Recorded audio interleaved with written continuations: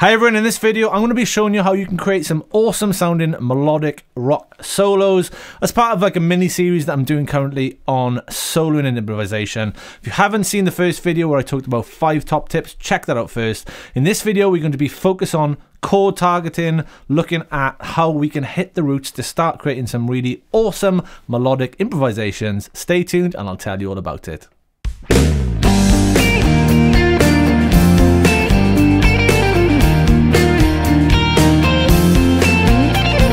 In this video then, we're going to be looking at some melodic improvisation ideas, but if you haven't done it already, click like to like the video, hit subscribe to the channel, and click that alert bell so you don't miss any updates. If you want a PDF with everything I'm going to talk about in this lesson, you'll see a link below in the description to a free workbook, so make sure you grab that. Right then, let's get stuck in. What we're going to be doing in this video then is we are going to be talking about chord targeting. Now, it's something I briefly touched on in the video where I did my 5 top tips to sort of improve soloing and improvisation. And I said in that video I was going to get into a lot of those points more deeply as part of like a mini series on solo and improvisation, as it's something I get asked about a lot. In this video, we're just going to look at chord targeting and we're just going to focus on hitting the roots. Now, I've done another one similar to this, talking about blues, and this is going to be more focused from a rock sense or pop, but essentially this technique works in every single style of music.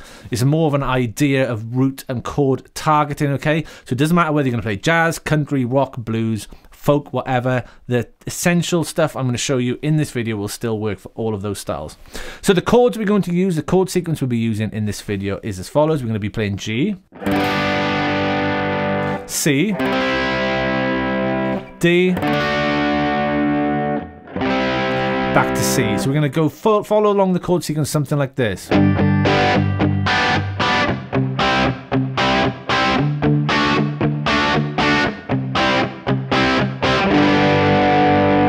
Okay, a classic, simple pop rock style chord sequence. I have a backing track I'll be playing over as well, which I'll put as part of that download with the workbook, so you have something to practice over. It's part of my Fretlix courses. We have loads of backing tracks and similar to this as well, but I'll just put this one included in this video just so you have something to work on. Okay, so as I said, the chords we're going to be playing are G, C, and D. So technically we're in the key of G then, so we're going to be using a G major scale or a G major pentatonic to solo over the top. Now I'm just going to take this right up the top of the fretboard in this kind of area. So here's my G major pentatonic.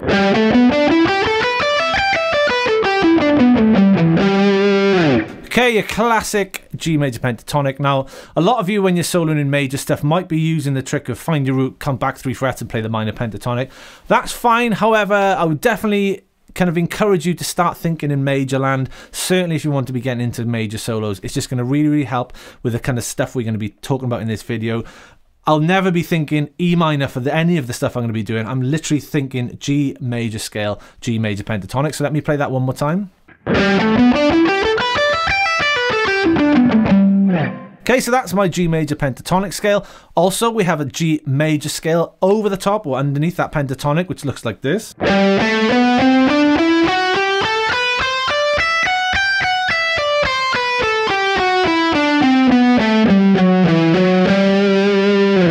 Okay, so I always recommend learning your major scales around your pentatonic shapes, because often when we start soloing on the guitar, we use the pentatonic as our foundation. And to be honest, I've been playing a long time. I still go back to the pentatonic because it's such a great sounding scale. In my opinion, I sort of feel like if you can't play a great solo already on the minor pentatonic, adding in extra notes, major scale, minor scale, Dorian modes, or whatever it's not really going to make much difference.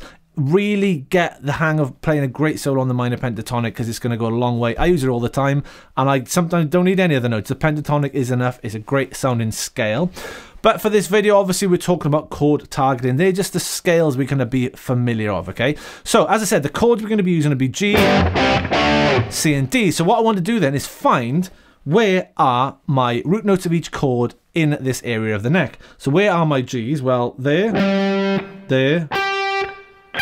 and then I see this in a bunch of different ways. Yes, I know the scale, but I also know I've got a G chord there, so I know there's a G, well, if I need it there or there in this shape. I also got my G shape there, which is not really a nice chord shape, but it's good as a visual marker of seeing where my notes are. So I know, you know, there's all my notes to solo on. I know my G's there.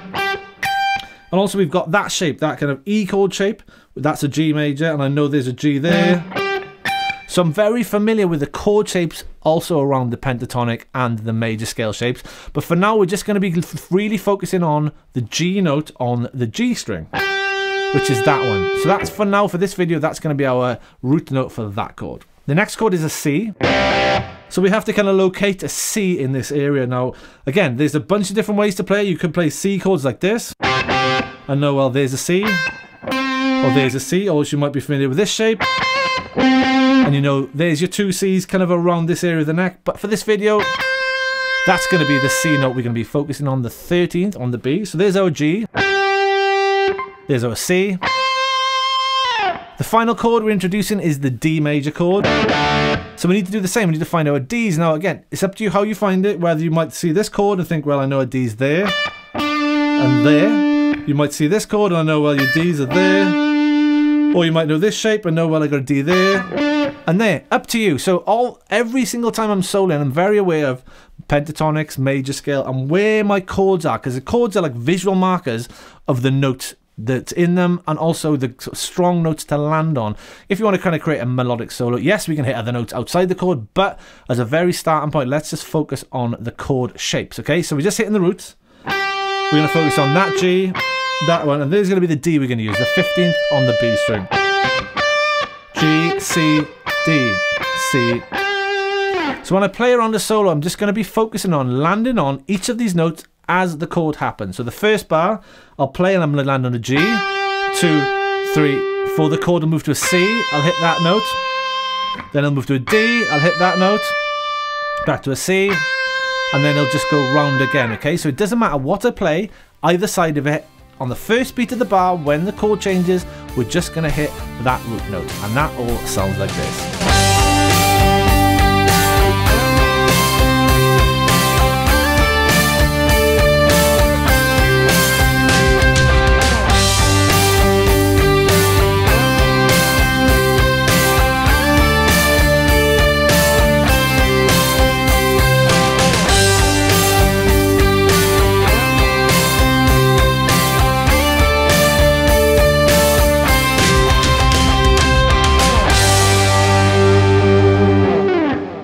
Okay, so that was just me playing the root notes to show you how they sound, and you can sort of see they all sound nice and safe, okay?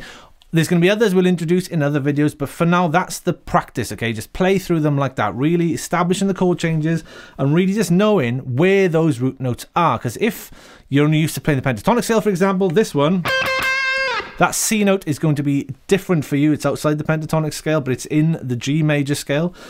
Also, when you're playing these notes, as I said, look at what chord shapes are around, okay? There's different ones depending on how you want to think of it. So it's almost like a different way of thinking now about the solos. Rather than going, I'm playing a pentatonic, I'm just going to play any old thing.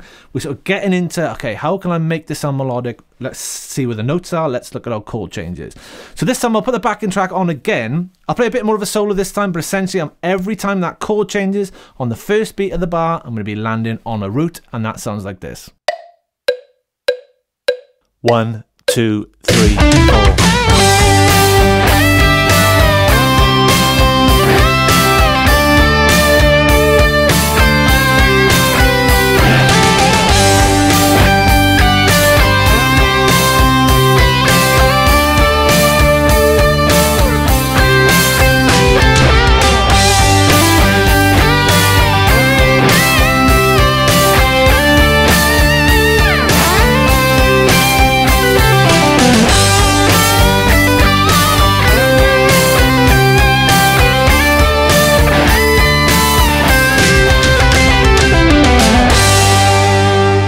So what I did there then, I played just a little solo, nothing particularly special, but I'm just focusing on every time there's a G chord on the first beat, I'm going to hit a G note, this one.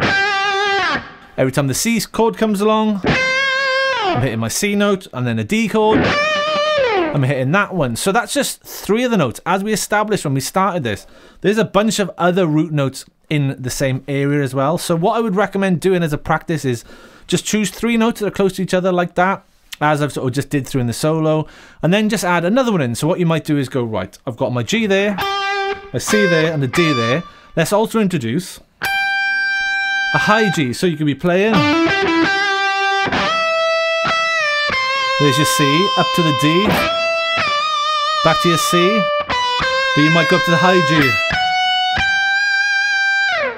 Okay, and then the more you practice this stuff, the more you'll start seeing where the notes are in each area. Remembering, wherever your chords are, that's telling you where all the notes are. So visualize the fretboard, look at the fretboard. Can you look at the fretboard and see your chord pictures in that shape? If you can't, definitely do a bit more work on chords. Chords give you an awful lot of information, great for rhythm playing and really, really great for soloing. And that's all we're going to do in this video. This just focusing on hitting the root notes.